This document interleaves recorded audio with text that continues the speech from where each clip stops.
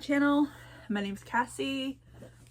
Using my phone at the moment, and in order to have my phone kind of stand where it needs to be, I've got an O-ring light that's right there in my face instead of off to the side, so you're probably gonna see some O-ring reflection in my glasses, or circle ring, whatever they're called, I don't know. Anyway, so this is my November wrap-up, which I actually have a November wrap-up. Round of applause for me. So I read 1, 2, 3, 4, 5, 6, 7, 8 books in November, and 2 of them were like novella length-ish, but we're gonna go ahead and start with the first one that I read, and that is Filthy Rich Fae. Let's see if I can get this to blow up the way that I want it to, because it's not really doing what I want it to do. Well, anyway, we're just gonna have to do it this way. Filthy Rich Fae, and is by Geneva Lee. Gave this 3 stars. So what do I remember from this? Because this was the first book that I read around the beginning of November.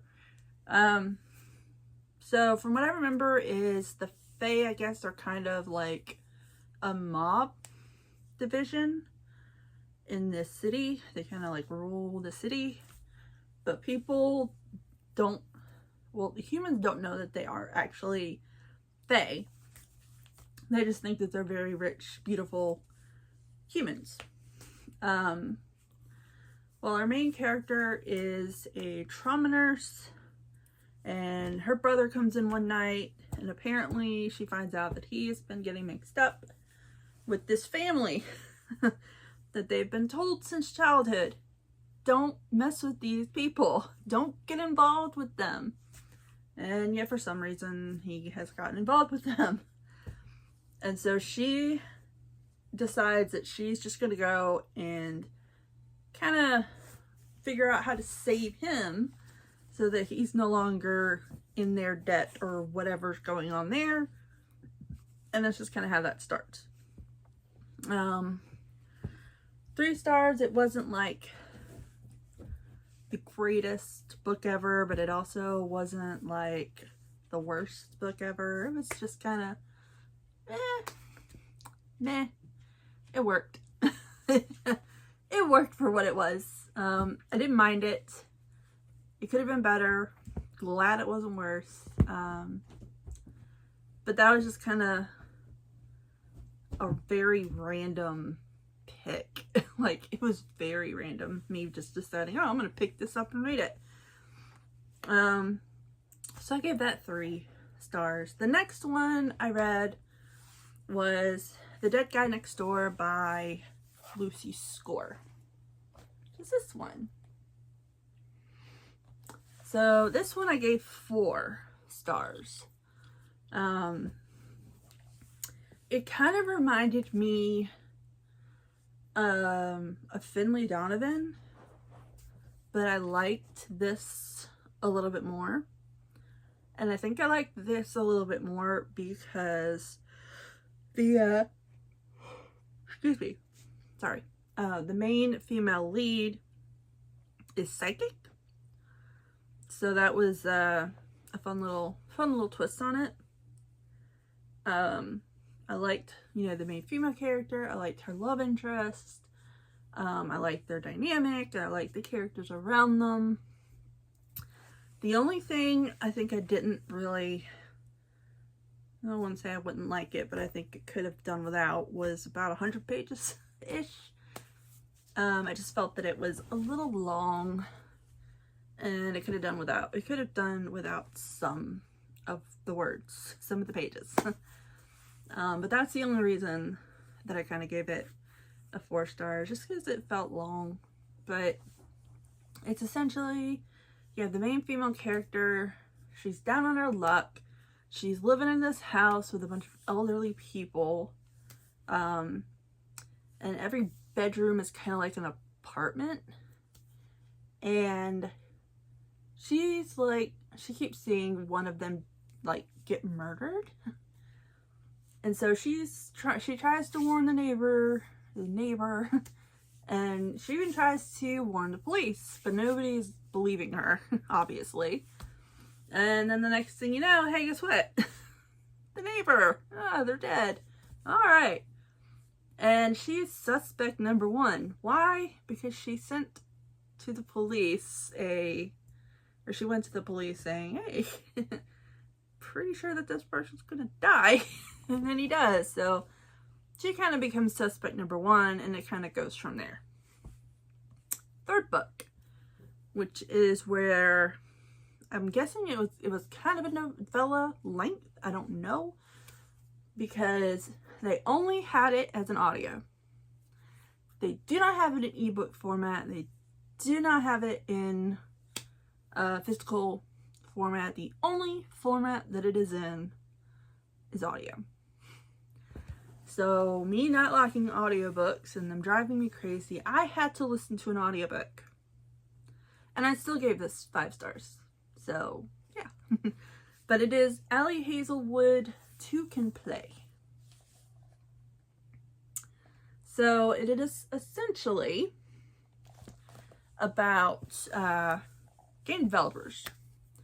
2 different company game developers and fighting over the ability to be able to make a game. So that's kind of all I'm going to say about that, because it's kind of short. Like I said, I don't know. I think it's like a 4-hour audiobook. And so I don't know what that equates to in pages. What, 300 maybe? I don't know. Not sure. Audiobooks are not my jam. I know nothing about audiobooks. So yeah. I loved it, even if it was short. It had everything that I want, like everything that it needed in it. And so I enjoyed it. And so 5 stars, even though it was kind of on the short side. Next one is another Ali Hazelwood novella. And it's called Cruel Winter with You. So this was cute. I gave it 5 stars. And it's essentially, I want to say that the main female character goes to go borrow a pan from her childhood friend's like mother, but I guess the mother isn't there, only he is there, and they get caught together in a snowstorm. So yeah, why not, right? 5 stars. Loved it. Loved that little romance. And so at this point I'm kind of feeling like the paranormal romance, the rom-com, mostly the paranormal romance. And so I happened to see a book at Barnes & Noble's, and I'm like, I'm not going to buy you, because this is usually not the genre that I will buy. Usually I like to read them first. And I'm very glad that I decided to get this from Libby. But anyway, yeah. It's A Curse of Blood and Wolves by Melissa McTiernan. Which is this guy. And so I was like, I saw this at Barnes & Noble's and I was like, yeah, I want to read that. Yeah, because that looks, looks good, right? And it's kind of like what they say is a reimagining of Little Red Riding Hood. I don't know about that, but essentially the main female character, she is walking through the woods to get to her house. It's like a shortcut. because it's shorter than walking through town where the lights are. And she can feel eyes on her, and apparently this makes her all hot and bothered. And I don't really understand how that can make somebody hot and bothered, but apparently it does. But I gave this book 2 stars. It might even be closer to a 1 star. I regret not DNFing it, but I wanted answers. I wanted answers. And usually when I read a book, it's like, okay, you've got all these questions and questions and questions, but then like you start getting some answers to those questions, and then you get more questions, but you get answers before you get more questions, right? I didn't get any answers. Like, no answers for any of my questions. Any question in this book. None. And that drove me crazy. And there's apparently a sequel coming out. And I'm not going to touch it because I don't... If this one had given me something to work with answer-wise, maybe. But it didn't give me anything. I have no interest in trying to find out what's going on, because who knows, I might get to the second book and I might start reading it, and not only does it not answer any of the previous questions, but it might not answer any more questions as it goes along, like as book 2 goes along, like no new questions. So I'm not reading the second book of this. So the next one, I was like, well, since that was a bust, let's try another paranormal romance, right? Okay. Anyway, I read Lost Wolf by Milla Young. I think that's how you say Milla Young. So I gave this one 3 stars. So I think this was kind of a wide choose. I'm not sure on that because nothing romantical, I think, happened from what I remember in book 1. But apparently the main female character is rejected by her mate. And, he actually, like, tries to, like, eliminate her. Because she's what is considered a half-breed or a cursed. And that is half wolf, half witch. And so she wakes up and she's somehow alive.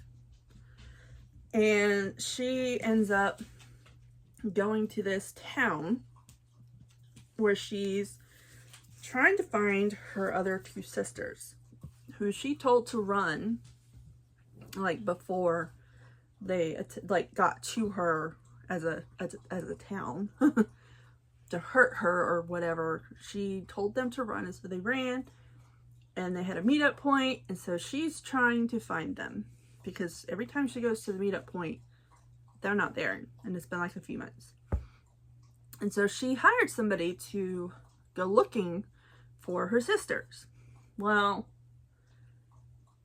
though, like, one of the person that she hires, I guess, is like the lead of 3 other guys, and it says that they're 4 Viking alphas, and that they need her power to take over the Savage Sector. And they're gonna hold her sister leverage that they actually found until they get what they want. And it's interesting. It was interesting enough for me to give 3 stars, but I don't know if it's interesting enough that I'm going to continue with it. There were just some things about it that just weren't quite vibing with me. So I don't know if I'm going to continue with it. It's got like, I don't know, 6 to 8 books to it or something like that. I don't know. And then since I read that one, and it was, I guess it might have been Why Choose, and the Why Choose might come in like later down the line.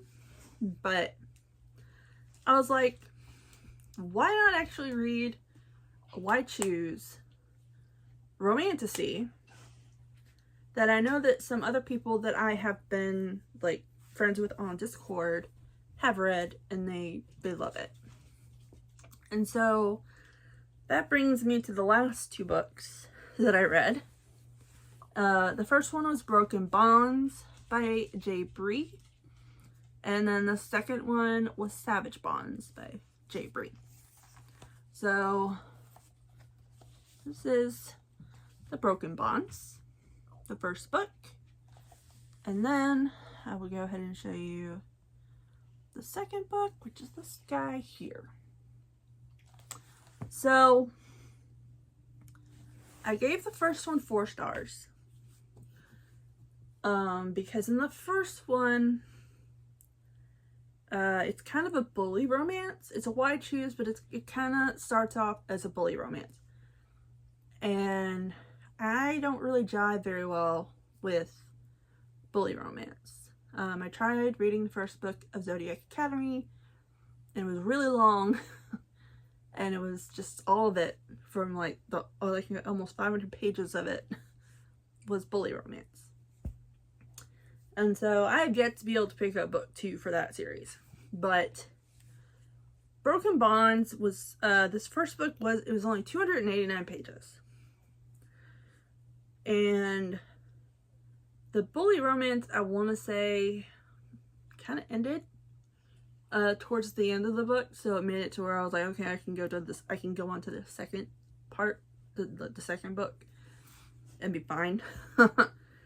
So that's the only reason why the first book got 4 stars, was just because of that bully romance.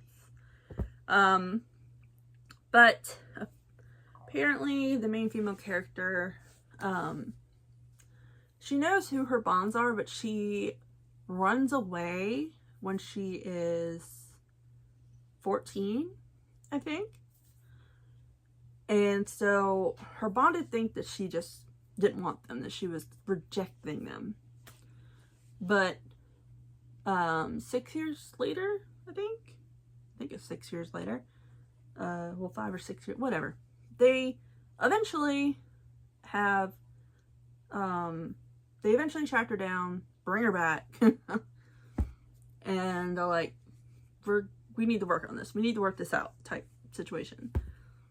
And you gotta try to figure out, like, why did she run away type situation, and you get to learn about her, and you get to learn about the 5 bonded, which is North, Knox, Griffin, Atlas, and Gabe. And of course, you know, it's a romance, see, so you know there's a fantasy twist to this, which I really enjoy. So yeah, the Broken Bonds I gave 4 stars, and then of course I jumped right into Savage Bonds, and I gave that one 5 stars. And that one was based around my favorite character, which was Gabe. Which, yes. Anyway, it is a 6-book series. I'm reading book 3 at the moment. I'm getting distracted by a lot of things while trying to read book 3. So I haven't gotten as far in it as I would like. I think I've got like, I think I'm at like 83%, 84% of the book. So hopefully I will be finishing that book today so that I can start either book 4 tomorrow, or maybe I might even slip in another like novella, or I might take a break from this one and read something else. I'm not sure yet, but not the point. I read 8 books in November, so very proud of myself for that. And so yeah, that is my November wrap up. So if you like this video, like it. If you want to see more by me, subscribe. And I will see you again before December is out with another video or two. But until then, bye!